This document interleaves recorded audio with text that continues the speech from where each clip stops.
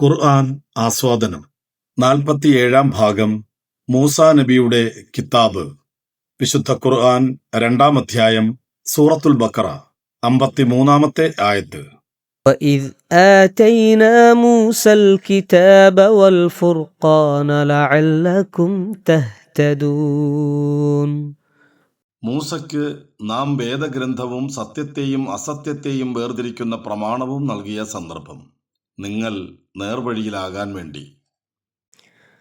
وَإِذْ آتَيْنَا مُوسَى الْكِتَابَ وَالْفُرْقَانَ لَعَلَّكُمْ تَهْتَدُونَ.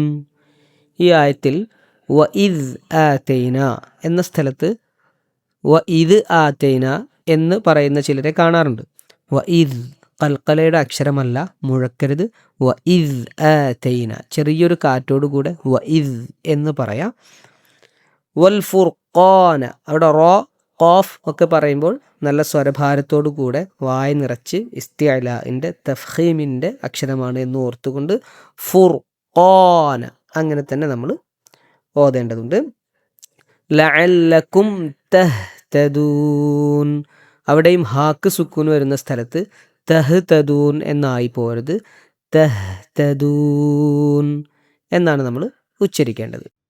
അൽ കിതാബിനെയാണ് വേദഗ്രന്ഥം എന്ന് പരിഭാഷപ്പെടുത്തിയിരിക്കുന്നത്. 200ഓളം തവണ ഖുർആൻ അൽ കിതാബ് എന്ന് പ്രയോഗിച്ചിട്ടുണ്ട്. വേദഗ്രന്ഥത്തെ അൽ കിതാബ് എന്നും വേദഗ്രന്ഥത്തിന്റെ വക്താക്കളെന്ന് അവകാശപ്പെടുന്നവരെ അഹ്ലുൽ കിതാബ് എന്നും വിളിക്കുന്നത് ഖുർആനിന്റെ ഒരു പൊതുശൈലിയാണ്. മൂസ അലൈഹിസ്സലാം, ഈസ അലൈഹിസ്സലാം, മുഹമ്മദ് സല്ലല്ലാഹു അലൈഹി വസല്ലം എന്നിവർക്കാണ് കിതാബ് നൽകിയതെന്ന് ഖുർആൻ വ്യക്തമാക്കുന്നു. മൊത്തത്തിൽ എല്ലാ വേദങ്ങളെയും അൽ കുത്തുബ് അഥവാ കിതാബുകൾ എന്ന് ഖുർആൻ വിശേഷിപ്പിച്ചിട്ടുണ്ട്. എന്നാൽ ദാവൂദ് നബി അലൈഹിസ്സലാമിക്ക് നൽകിയ സബൂറിനെ കുറിച്ച് പരാമർശമുണ്ടെങ്കിലും ഒരു സമ്പൂർണ്ണ നിയമസംഹിത എന്ന നിലയിലുള്ള അൽ കിതാബ് എന്ന പദവി അതിന് നൽകി കാണുന്നില്ല. സ്വതന്ത്ര നിയമസംഹിതയേക്കാൾ ഒരു ദൈവസ്ത്രോത്ര കൃതിയായിരുന്നു അതെന്നാണ് ബൈബിളിലെ സങ്കീർത്തന പുസ്തകവും ഖുർആനിലെ പരാമർശങ്ങളും താരതമ്യം ചെയ്താൽ മനസ്സിലാവുക. സത്യത്തെയും അസത്യത്തെയും വേർതിരിക്കുന്ന പ്രമാണം എന്ന് പരിഭാഷപ്പെടുത്തിയിരിക്കുന്നത് അൽ ഫുർഖാനിനെയാണ്. ഖുർആനിൽ 6 തവണ അൽ ഫുർഖാൻ എന്ന് പ്രയോഗിച്ചിട്ടുണ്ട്. മുഹമ്മദ് നബി സല്ലല്ലാഹു അലൈഹി വസല്ലമയ്ക്ക് അൽ ഫുർഖാൻ നൽകിയതായി 3 തവണയും മൂസാ നബി അലൈഹി സ്വലാമിക്ക് അൽ ഫുർഖാൻ നൽകിയതായി 2 തവണയും ഖുർആനിലുണ്ട്. സൂറത്തുൽ ഫുർഖാൻ എന്നാണ് ഖുർആനിലെ 25 അധ്യായത്തിന്റെ പേര്. സത്യവും അസത്യവും വേർതിരിച്ച യുദ്ധമെന്ന നിലയിൽ ബദർ യുദ്ധത്തെക്കുറിച്ച് യൗമൽ ഫുർഖാൻ എന്ന് പറഞ്ഞിട്ടുമുണ്ട്. 8 അധ്യായം 41 സൂക്തം. മുഹമ്മദ് നബി സല്ലല്ലാഹു അലൈഹി വസല്ലമയുമായി ബന്ധപ്പെട്ടുകൊണ്ട് അൽ ഫുർഖാൻ എന്ന് പ്രയോഗിക്കുമ്പോൾ അത് ഖുർആനിനെ കുറിച്ചാണെന്ന കാര്യത്തിൽ പക്ഷാന്തരമില്ല. 2 അധ്യായം 145 സൂക്തം, 3 അധ്യായം 6 സൂക്തം, 25 അധ്യായം 1 സൂക്തം. മൂസാ നബി അലൈഹിസ്സലാമയുമായി ബന്ധപ്പെട്ടുകൊണ്ട് അൽ ഫുർഖാൻ എന്ന് പ്രയോഗിച്ചത് അദ്ദേഹത്തിന് നൽകിയതായി ഖുർആൻ പരാമർശിക്കുന്ന വേദഗ്രന്ഥത്തെക്കുറിച്ചാണോ അതല്ല കടൽ പിളർത്തിയതുപോലെയുള്ള അമാനുഷിക ദൃഷ്ടാന്തങ്ങളെക്കുറിച്ചാണോ എന്ന കാര്യത്തിൽ പണ്ഡിതന്മാർ ഭിന്നാഭിപ്രായം പ്രകടിപ്പിച്ചിട്ടുണ്ട്. രണ്ടായിരുന്നാലും ഫുർഖാൻ എന്ന വിശേഷണത്തിന് അർഹമാണവ. അവ രണ്ടും സത്യാസത്യ വിവേചകം തന്നെ ആയിരുന്നു എന്നതിൽ സംശയമില്ല. മൂസാ നബി അലൈഹിസ്സലാമിയുടെ പേര് 136 തവണയാണ് ഖുർആനിൽ പരാമർശിച്ചിരിക്കുന്നത്. തൗറാത്ത് എന്ന് 18 തവണയും ഖുർആനിലുണ്ട്. എന്നാൽ ഖുർആനിൽ ഒരിടത്തും തൗറാത്തിനെ മൂസാ നബി അലൈഹിസ്സലാമിക്ക് അവതരിപ്പിച്ച വേദഗ്രന്ഥമായി പരിചയപ്പെടുത്തുന്നില്ലെന്ന കാര്യം ശ്രദ്ധേയമാണ്. ഈസാ നബി അലൈഹിസ്സലാമയുമായി ബന്ധപ്പെട്ട തൗറാത്തിനെ കുറിച്ച് 1ലധികം തവണ ഖുർആൻ പറയുന്നുമുണ്ട്. 3 അധ്യായം 50 സൂക്തം, 5 അധ്യായം 110 സൂക്തം. അത്ര പോലും മൂസാ നബി അലൈഹിസ്സലാമയുമായി തൗറാത്തിനെ ഖുർആൻ ബന്ധപ്പെടുത്തുന്നില്ല. സ്വഹീഹായി നിവേദനം ചെയ്യപ്പെട്ടിട്ടുള്ള ഒരു ഹദീസിൽ തൗറാത്ത് മൂസാ നബി അലൈഹിസ്സലാമയ്ക്ക് അവതരിപ്പിച്ചതാണെന്ന് പരാമർശിക്കുന്നുണ്ട്. പുനരുത്ഥാനത്തിനു ശേഷം വിചാരണ വേഗത്തിലാക്കുന്നതിന് അള്ളാഹുവിനോട് ശുപാർശ ചെയ്യുന്നതിന് വേണ്ടി പ്രവാചകന്മാരുടെ പലരുടെയും അടുക്കലുമെത്തുന്ന മനുഷ്യരോട് അവരെല്ലാം പറയുന്ന ഒഴികഴിവുകളെപ്പറ്റി വിശദീകരിക്കുന്ന ഹദീസിലാണത്. മൂസാ നബി അലൈഹിസ്സലാമയുടെ അടുത്ത് പോകാനായി ആവശ്യപ്പെട്ടുകൊണ്ട് ഇബ്രാഹിം നബി അലൈഹിസ്സലാം പറയുന്നത് അള്ളാഹു തൗറാത്ത് നൽകുകയും നേർക്കുനേർ സംസാരിക്കുകയും സംഭാഷണത്തിനായി തന്റെ അടുത്തേക്ക് വിളിക്കുകയും ചെയ്ത ദാസനായ മൂസയുടെ അടുക്കലേക്ക് പോവുക എന്നാണ്. അനസ് റളിയല്ലാഹു അൻഹുവിൽ നിന്ന് ബുഖാരി നിവേദനം ചെയ്തത്. എന്നാൽ മൂസാ നബി അലൈഹിസ്സലാമയ്ക്ക് അൽ കിതാബ് നൽകിയതായി ഖുർആനിൽ തന്നെ പല സ്ഥലങ്ങളിലുമുണ്ട്. അൽ ബഖറയിൽ തന്നെ ഈ വചനത്തിൽ കൂടാതെ 87-ാം വചനത്തിലും മൂസാ നബി അലൈഹിസ്സലാമയ്ക്ക് അൽ കിതാബ് നൽകിയതായി പരാമർശിക്കുന്നുണ്ട്. മൂസാ നബി അലൈഹിസ്സലാമയ്ക്ക് ലഭിച്ച കിതാബ് എന്താണ്? തൗറാത്തിനെ കുറിച്ച് തന്നെയാണോ ഖുർആനിൽ കിതാബ് എന്ന് പ്രയോഗിച്ചിരിക്കുന്നത്? മൂസാ നബി അലൈഹിസ്സലാമയ്ക്ക് കിതാബ് നൽകി എന്ന് ആവർത്തിക്കുമ്പോഴും തൗറാത്ത് നൽകിയെന്ന് ഖുർആൻ പറയാതിരിക്കുന്നത് എന്തുകൊണ്ടായിരിക്കും? തൗറാത്ത് എന്നാണ് മൂസാ നബി അലൈഹിസ്സലാമയ്ക്ക് നൽകിയ ഗ്രന്ഥത്തിന്റെ പേര് എന്ന് സ്വഹീഹായ ഹദീസിൽ നിന്ന് വ്യക്തമായിരിക്കെ ഖുർആൻ എന്തുകൊണ്ടായിരിക്കും അക്കാര്യം വ്യക്തമായി പ്രതിപാദിക്കാത്തത്? തോറ എന്ന ഹിബ്രു പദത്തിന്റെ അറബി ലിപ്യന്തരണമാണ് തൗറാത്ത്. വഴി കാണിക്കുക, പഠിപ്പിക്കുക എന്നീ അർത്ഥങ്ങളിൽ പ്രയോഗിക്കപ്പെടുന്ന ഹിബ്രു ത്രയാക്ഷരങ്ങളിൽ നിന്നാണ് തോറ ഉണ്ടായിരിക്കുന്നത്. നിയമം എന്നോ അനുശാസനം എന്നോ അധ്യാപനം എന്നോ അർത്ഥം പറയാവുന്ന പദമാണ് തോറ. അബ്രഹാം എന്റെ സ്വരം കേൾക്കുകയും എന്റെ നിർദ്ദേശങ്ങളും കൽപ്പനകളും പ്രമാണങ്ങളും നിയമങ്ങളും പാലിക്കുകയും ചെയ്തു എന്ന വചനത്തിൽ ഉൽപ്പത്തി പുസ്തകം 26-ാം അധ്യായം 5-ാം വചനം നിയമങ്ങൾ എന്ന് പരിഭാഷപ്പെടുത്തിയിരിക്കുന്നത് തോറ എന്ന ഹിബ്രു പദത്തിന്റെ ബഹുവചനമായ തൗറാത്തേയാണ്. അബ്രഹാമിനെ തൽമൂദ് വിശേഷിപ്പിക്കുന്നത് ആദ്യത്തെ ജൂതൻ എന്നാണ്. ദൈവം തെരഞ്ഞെടുക്കുകയും പ്രത്യേകമായ ഉടമ്പടി ഉണ്ടാകുകയും ചെയ്തതിനാലാണ് അദ്ദേഹം ആദ്യത്തെ ജൂതനാകുന്നത് എന്നാണ് വിശദീകരണം. അബ്രഹാം പാലിച്ച നിയമങ്ങൾ മോശയ്ക്ക് സിനായിൽ വെച്ച് കർത്താവ് നൽകിയ നിയമങ്ങൾ തന്നെയാണെന്നാണ് യഹൂദ വിശ്വാസം. അബ്രഹാം എന്റെ വാക്കു കേട്ട് എന്റെ ആജ്ഞയും കൽപ്പനകളും ചട്ടങ്ങളും നിയമങ്ങളും അനുസരിച്ചു എന്ന് ഉൽപ്പത്തി പുസ്തകത്തിൽ പറഞ്ഞിരിക്കുന്നത് മോശയ്ക്ക് ലഭിച്ച നിയമങ്ങളെക്കുറിച്ച് തന്നെയാണ് എന്നാണ് യഹൂദ പാരമ്പര്യം പറയുന്നത്.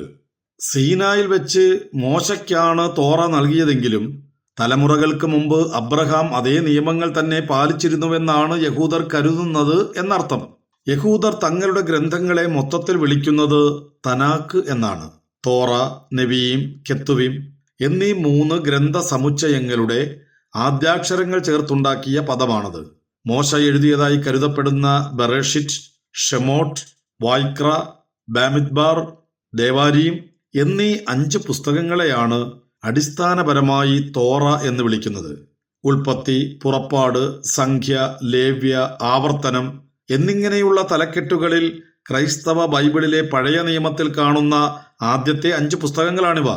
പഞ്ചപുസ്തകങ്ങൾ എന്ന അർത്ഥത്തിൽ ചുമാഷ് എന്നും ഇവയെ വിളിക്കാറുണ്ട്. ഇവയെല്ലാം മോശ എഴുതിയതായാണ് യഹൂദർ വിശ്വസിക്കുന്നതെങ്കിലും മോശയുടേതല്ലെന്ന് വ്യക്തമായി മനസ്സിലാകുന്ന പരാമർശങ്ങളും ഇവയിലുണ്ട്. അവയിൽ പ്രധാനപ്പെട്ടതാണ് മോശയുടെ മരണത്തെക്കുറിച്ച ദേവാരീമിന്റെ അവസാനത്തെ വരികളിലുള്ള പരാമർശങ്ങൾ.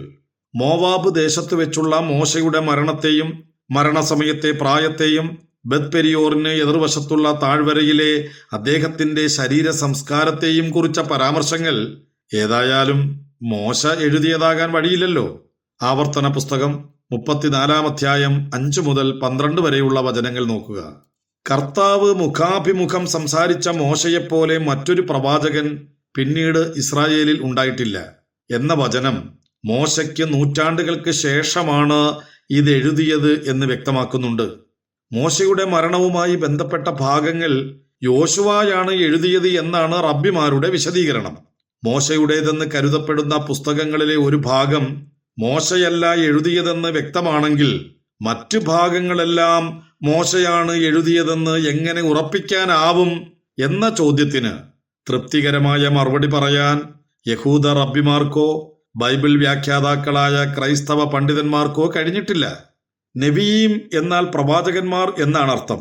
2 വിഭാഗം പ്രവാചക പുസ്തകങ്ങളാണുള്ളത്.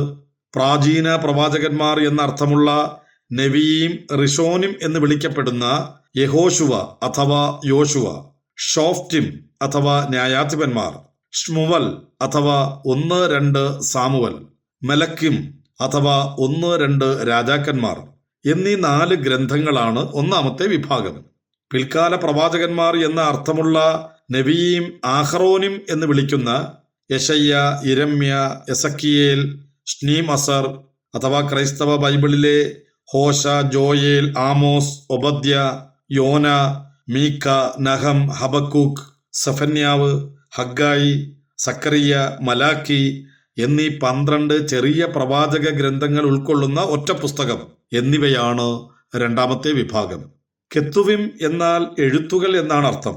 തെഹില്ലിം അഥവാ സങ്കീർത്തനങ്ങൾ, മിഷ്ലി അഥവാ സുഭാഷിതങ്ങൾ, ഇയ്യോവ് അഥവാ ഇയ്യോബ്, ഷിർഹാഷിറിം അഥവാ ഉത്തമഗീതം, റൂത്ത് ഈഖ അഥവാ വിലാപങ്ങൾ, കോഹലത്ത് അഥവാ സഭാപ്രസംഗകൻ, എസ്തേർ, ദാനിയേൽ, എസ്ര, നെഹമിയ, ദിവ്രെ ഹയമിൻ, 1-2 ദിനവൃത്താന്തം എന്നീ 11 പുസ്തകങ്ങളാണ് ഈ വിഭാഗത്തിൽ ഉൾപ്പെടുന്നത്. തനാക്കിൽ മൊത്തത്തിൽ 24 പുസ്തകങ്ങളാണുള്ളത്. അവയിൽ പ്രധാനപ്പെട്ടതും മോശ എഴുതിയതായി കരുതപ്പെടുന്നതുമായ ചുമാഷ് എന്ന് വിളിക്കപ്പെടുന്ന ആദ്യത്തെ 5 പുസ്തകങ്ങളെയാണ് തോറ എന്ന് വിളിക്കുന്നതെങ്കിലും തനാക്കിലെ മറ്റു പുസ്തകങ്ങളെ ഉദ്ധരിക്കുമ്പോഴും അത് തോറയിലുള്ളതാണെന്ന് യഹൂദ റബ്ബിമാർ പറയാറുണ്ട്. 5 പുസ്തകങ്ങളുള്ള തോറ, 24 പുസ്തകങ്ങളുള്ള തോറ എന്നിങ്ങനെയുള്ള പ്രയോഗങ്ങൾ യഹൂദ സാഹിത്യങ്ങളിൽ കാണാൻ കഴിയും. പഞ്ചപുസ്തകങ്ങളിൽ ആകെ 613 കൽപ്പനകളാണുള്ളത്. എന്തൊക്കെ ചെയ്യണമെന്ന് പഠിപ്പിക്കുന്ന 248 കൽപ്പനകളും എന്തൊക്കെ ചെയ്യരുതെന്ന് വ്യക്തമാക്കുന്ന 365 എണ്ണവുമാണ് തോറയുടെ നട്ടെല്ല്. ഈ കൽപ്പനകളെ മിഡ്സോട്ട് എന്നാണ് വിളിക്കുക. തോറയിലെ ആദ്യ പുസ്തകമായ ബെറേഷിറ്റിൽ സന്താനപുഷ്ടിയുള്ളവരായി പെരുകുവാനുള്ള നിർദ്ദേശമല്ലാതെ 1-ാം അധ്യായം 28-ാം വചനം കാര്യമായ കൽപ്പനകളൊന്നും പരാമർശിക്കുന്നില്ല. ദൈവത്തിന്റെ പ്രപഞ്ച സൃഷ്ടിയും മനുഷ്യ സൃഷ്ടിയും മുതൽ യാക്കോബിന്റെയും മക്കളുടെയും കഥയും യോസേഫിന്റെ മരണവും വരെയുള്ള ചരിത്രമാണ് അതിലുള്ളത്. യാക്കോബിന്റെ മക്കളിൽ നിന്നുണ്ടായ ഇസ്രായേല്യരുടെ ഈജിപ്തിലെ അടിമത്തത്തെക്കുറിച്ച് പറഞ്ഞു തുടങ്ങുന്ന ഷെമോട്ട് മുതൽ മോശയുടെ മരണത്തോടെ അവസാനിക്കുന്ന ദേവാരീം വരെയുള്ള 4 പുസ്തകങ്ങളിലായി പരന്നു കിടക്കുകയാണ് തോറ നിയമങ്ങളായ മിഡ്സോട്ട്. ഈ നിയമങ്ങളെല്ലാം അബ്രഹാം പാലിച്ചിരുന്നുവെന്നാണ് യഹൂദ വിശ്വാസം. മോശ എഴുതിയതായി കരുതപ്പെടുന്ന പഞ്ചപുസ്തകങ്ങൾ മാത്രമാണോ തോറ? അല്ലെന്നാണ് യഹൂദ വിശ്വാസം. അവയിലില്ലാത്ത നിരവധി നിയമങ്ങളും വിശദീകരണങ്ങളും മോശയ്ക്ക് ദൈവം അവതരിപ്പിച്ചിരുന്നു. അവ മോശ മനഃപ്പാഠമാക്കുകയാണ് ചെയ്തത്. എഴുതപ്പെട്ടിട്ടില്ലാത്ത അവ കൂടി ഉൾക്കൊള്ളുന്നതാണ് തോറ. തനിക്ക് മനഃപ്പാഠമുള്ള തോറയിലെ ഭാഗങ്ങൾ മോശ തന്റെ അനുയായികളെ പഠിപ്പിച്ചു. അത് അവർ അടുത്ത തലമുറയെ പഠിപ്പിച്ചു. തലമുറകളായി വായ്മൊഴിയായി പ്രസരിച്ച തോറ അഥവാ ഷേബൽപെഹ്, എഴുതപ്പെട്ട തോറ അഥവാ ഷേബിക്തൗ എന്നീ 2 ഭാഗങ്ങൾ ഉൾക്കൊള്ളുന്നതാണ് യഥാർത്ഥ തോറയെന്നാണ് യഹൂദർ കരുതുന്നത്. മോശയിൽ നിന്ന് യോശുവയും അദ്ദേഹത്തിൽ നിന്ന് സമകാലികരും അവരിൽ നിന്ന് പിന്നീടുള്ള തലമുറകളും മനഃപ്പാഠമാക്കി സംരക്ഷിച്ച വാചിക തോറ സമാഹരിക്കുകയും രേഖപ്പെടുത്തുകയും ചെയ്തത് ക്രിസ്താബ്ദം 217 മരണപ്പെട്ട റബ്ബി യഹൂദ ഹന്നാസിയാണ്. ഏകദേശം 20 വർഷങ്ങളെടുത്ത് സമാഹരിച്ച ഇത് ആവർത്തിത പഠനം എന്ന് പരിഭാഷപ്പെടുത്താവുന്ന മിഷ്ന എന്നാണ് അറിയപ്പെടുന്നത്. കാർഷിക നിയമങ്ങൾ, ശാബത്തിനെയും ആഘോഷങ്ങളെയും സംബന്ധിച്ച നിയമങ്ങൾ, വൈവാഹിക നിയമങ്ങൾ, സിവിൽ ക്രിമിനൽ നിയമങ്ങൾ, ബലി നിയമങ്ങൾ, അനുഷ്ഠാന ശുദ്ധിയെക്കുറിച്ച നിയമങ്ങൾ എന്നിങ്ങനെ 6 ഭാഗങ്ങളായാണ് മിഷ്ന എഴുതപ്പെട്ടിരിക്കുന്നത്. വളരെയേറെ സൂക്ഷ്മതയോടെ എഴുതപ്പെട്ട മിഷ്നയിലെ നിയമങ്ങളുടെ സാഹചര്യങ്ങളെയും വിശദീകരണങ്ങളെയും കുറിച്ച് യെരുശലേമിലും ബാബിലോണിയയിലുമുള്ള തോറ പഠന കേന്ദ്രങ്ങളായ യെശിവകളിൽ വെച്ച് യഹൂദ റബ്ബിമാർ ആഴത്തിൽ പഠിക്കുകയും വ്യാഖ്യാനിക്കുകയും ചെയ്തതുകൊണ്ട് ഉരുത്തിരിഞ്ഞതാണ് തൽമൂദ്. അതും തോറയുടെ ഭാഗം തന്നെയാണ് എന്നാണ് യഹൂദ വിശ്വാസം. ക്രിസ്താബ്ദം 350 കാലത്ത് റബ്ബി മുനയുടെയും റബ്ബി യോസിയുടെയും നേതൃത്വത്തിൽ ജെറുസലേം തൽമൂദും 427 കാലത്ത് റബ്ബി ആഷിയുടെയും റാബിനയുടെയും നേതൃത്വത്തിൽ ബാബിലോണിയൻ തൽമൂദും രേഖപ്പെടുത്തപ്പെട്ടു. മിഷ്നയും അതിന്റെ സാഹചര്യങ്ങളെക്കുറിച്ച വിശദീകരണവും വ്യാഖ്യാനവും ഉൾക്കൊള്ളുന്ന ഗമാറയും ചേർന്നതാണ് തൽമൂദ്. 2 തൽമൂദുകളിൽ കൂടുതൽ പ്രാമാണികമായി കരുതപ്പെടുന്നത് ബാബിലോണിയൻ തൽമൂദാണ്. യഹൂദ ജീവിതത്തിന്റെ ആണിക്കല്ലാണ് തൽമൂദ് എന്ന് പറയാം. കർത്താവ് മോശയെ പഠിപ്പിച്ചതായി കരുതപ്പെടുന്ന എഴുതപ്പെടാത്ത നിയമങ്ങളായ മിഷ്നയും അവയുടെ പുരോഹിത വ്യാഖ്യാനങ്ങളായ ഗമാറയും ചേർന്ന തൽമൂദിനെയാണ് വാചിക തോറയായി യഹൂദ സമൂഹം പരിഗണിക്കുന്നത്. പഞ്ചപുസ്തകങ്ങളിലെ രേഖീകരിക്കപ്പെട്ട തോറയെപ്പോലെ തന്നെ ദൈവീകമാണ് വാചിക തോറയുമെന്നാണ് യഹൂദ വിശ്വാസം. മോശ എഴുതിയതായി അറിയപ്പെടുന്ന രേഖീകരിക്കപ്പെട്ട തോറയായ ചുമാഷിൽ തന്നെ അദ്ദേഹത്തിൻ്റെതല്ലാത്ത വചനങ്ങൾ ഉണ്ടെന്നും പിൽക്കാലത്ത് രചിക്കപ്പെട്ട പ്രവാചക ഗ്രന്ഥങ്ങളെയും ബൈബിളിലുള്ള മറ്റു പുസ്തകങ്ങളെയും എല്ലാം തോറയുടെ ഭാഗമായി പരിഗണിക്കുന്നവരാണ് യഹൂദർ എന്നും നാം മനസ്സിലാക്കി. അവയെയും മോശയ്ക്ക് ശേഷം നൂറ്റാണ്ടുകൾ കഴിഞ്ഞ് രചിക്കപ്പെട്ട മിഷ്നയെയും അതിന്റെ വ്യാഖ്യാനമായ ഗമാറ ഉൾക്കൊള്ളുന്ന തൽമൂദിനെയും എല്ലാം തോറയായി ഗണിക്കുകയും തങ്ങളുടെ ജീവിതത്തിന് ആധാരമായി അവയെ സ്വീകരിക്കുകയും ചെയ്തിരുന്ന യഹൂദ ഗോത്രങ്ങൾ നിലനിന്നിരുന്ന സമൂഹത്തിലേക്കാണ് മുഹമ്മദ് നബി സല്ലല്ലാഹു അലൈഹി വസല്ലം നിയോഗിക്കപ്പെടുന്നത്. ഈ പുരോഹിത സൃഷ്ടികളെല്ലാം തോറ തന്നെയാണെന്ന് കരുതുന്നവരോട് തൗറാത്ത് മൂസാ നബി അലൈഹിസ്സലാമയ്ക്ക് അവതരിപ്പിച്ചുവെന്ന് പറയുന്നതിന് പകരം അൽ കിതാബാണ് അദ്ദേഹത്തിന് നൽകിയതെന്ന് കൃത്യമായി വ്യക്തമാക്കുകയാണ് ഖുർആൻ ചെയ്യുന്നത്.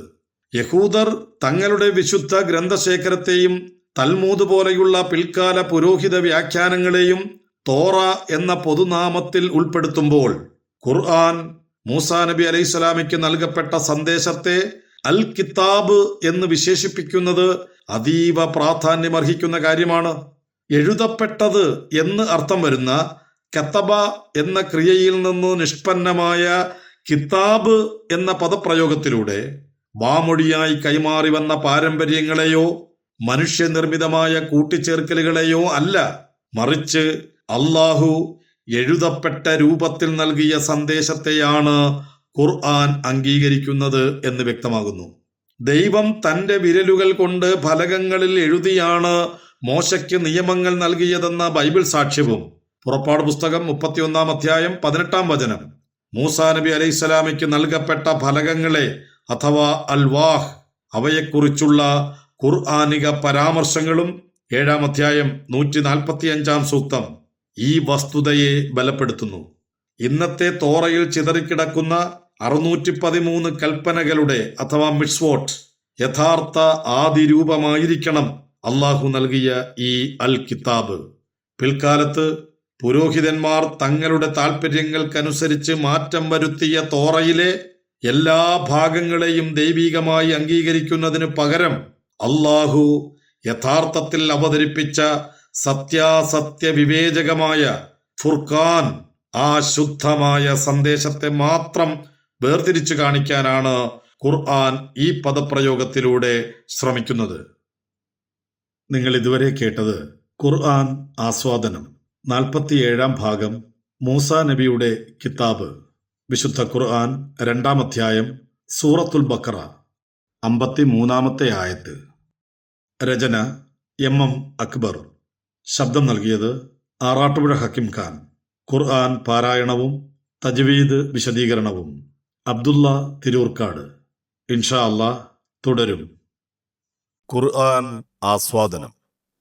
ഖുർആൻ പാരായണം, നിയമങ്ങളുടെ വിശദീകരണം അബ്ദുള്ള തിരൂർക്കാട്. ആസ്വാദനം, രചന എം അക്ബർ. ശബ്ദം നൽകിയത് ആറാട്ടുപുഴ ഹക്കിം ഖാൻ.